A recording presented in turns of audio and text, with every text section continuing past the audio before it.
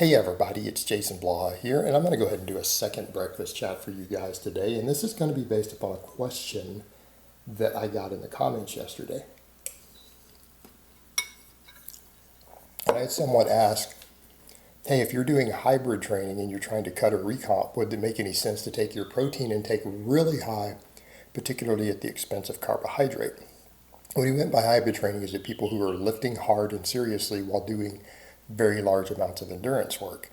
And here's the thing that I would say with that. Alex Viata, my bro Alex Viata, runs Complete Human Performance, a good friend of mine of many years. He works with hybrid athletes, and he doesn't generally actually recommend ultra high protein intakes, again, unless you're cutting. So really, our concept here is not that they need to benefit from it. And in the case of the hybrid athlete, they're struggling to get calories anyways. Like Alex is very lean. He is well over 200 pounds, and I know for a fact he eats a lot of peanut butter, beer, and donuts just to maintain his body weight because he does powerlifting, strength training. The guy deadlifts 700 pounds, but he does triathlons and super marathons. He needs thousands and thousands of calories. So just a quick context there. You don't necessarily need to be worrying about that as much in that case because you're going to be eating tons of fat if you're a hybrid athlete, not just carbs and protein, because your calorie needs are going to be ridiculous. So let's talk about for everyone else. What's the difference between cutting and bulking? There's this idea people have out there that to bulk or to gain muscle that you need very large amounts of protein. That's just not true. You need a lot more protein when you're cutting. There are benefits for when you're losing body fat. So what do we mean by not a lot of protein? Well, I don't mean the RDA, but if you look at the research that we have, and again, this is not on sedentary people who just start training. So people say, well, I train harder than these people. I'm talking about studies on serious lifters. And even when they've done studies on strength athletes like powerlifters, weightlifters, studies on bodybuilders, all of these things, right? People who are training hard, they're probably training just as hard as you think you are. They have found that the upper threshold for muscle growth is around 1.6 grams of protein per kilogram of body weight. So I'm going to convert that over for you guys who use freedom units. But let's say you're 100 kilos, right? You're in my size range. So we're just going to use that because 100 is an even number. That means anything over about 160 grams of protein, they have not found in studies to lead to more muscle mass in serious training strength athletes. Or even in competitive bodybuilders, again, if they're not on gear. We can make the argument people on gear could benefit from more, but they also don't need as much. That's a big argument as to finding where that is there. But even then, these same guidelines are not going to hurt those people. So that's about 160 grams of protein. Anything over that is just surplus. You're probably just burning it for fuel.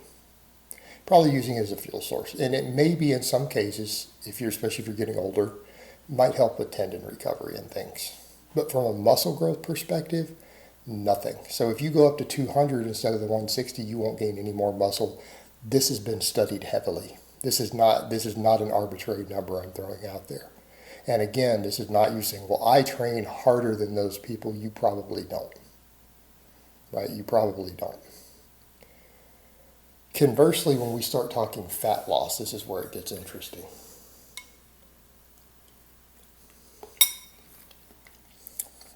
I think you can go back to Eric Helms's doctoral work because I think this gives us the most extreme example to where he studied protein intakes and did tons of blood work. This also, if you read his data, you shouldn't be interested in bodybuilding, right? Anyone who says, well, I just want to get shredded, like ripped to the bone, well, you better look at his data and his research because it will tell you why that's a really bad idea. If you look at the blood work on these guys when they were actually prepping clean, if you saw their hormone profiles when they were getting within a few weeks of contest lean, you in your right mind would never do this. Okay? No sane person would subject themselves to this if they're a healthy young man. Because basically what happens, you're going to have the testosterone levels of an 80-year-old. That's what's going to happen consistently across the board when you look at the blood work. Okay? If you're not on anything, this is a real bad idea to get ripped. And his research confirms that. But what did he find for holding on to muscle tissue? Well, when people start getting really lean, he found that for some of them, they could preserve muscle decently well on up to 2.2 grams of protein per kilo of body weight, but that was the lower end of the range.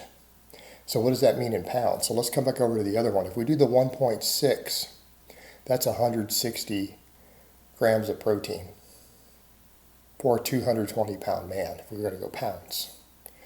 That's approximately 70 to 75%, maybe 75%, right? Maybe 75% of your pounds of body weight into grams of protein. So if you're 200 pounds, about 150 grams of protein is the max you're going to gain muscle with. It's not that hard to get. But we come back over to the cutting.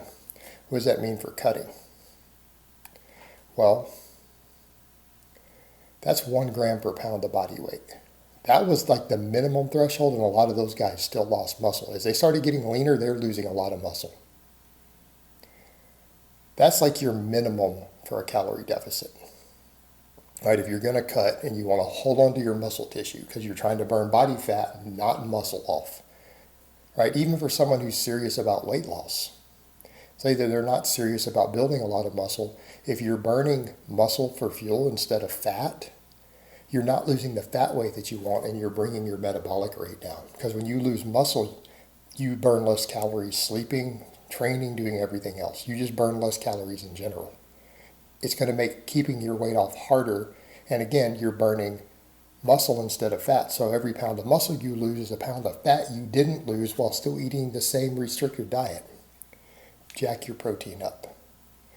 And what he found when guys started getting really lean, they needed up to something like 3.5 grams of protein per kilogram of body weight.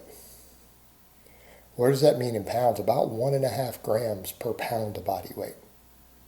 So again, come back over, 200-pound man, like 300 grams of protein. Talking about a 100-kilo guy, so if we want to take it into kilos, about 350 grams of protein. This is what protein intakes showed the best muscle preservation when in a calorie deficit for guys who are starting to get quite lean. What I mean quite lean, anything under about 12%. In other words, the data showed that if your protein isn't that high, you're losing muscle tissue.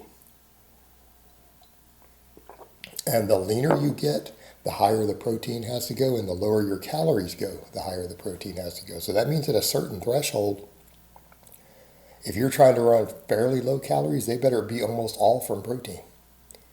Right? If you're trying to run a big calorie deficit, you're going to be basically living on protein with a little bit of carbs and fat. And again, keeping in mind, the lower carbohydrates go, what happens? You can't train as hard, therefore you also lose muscle easier.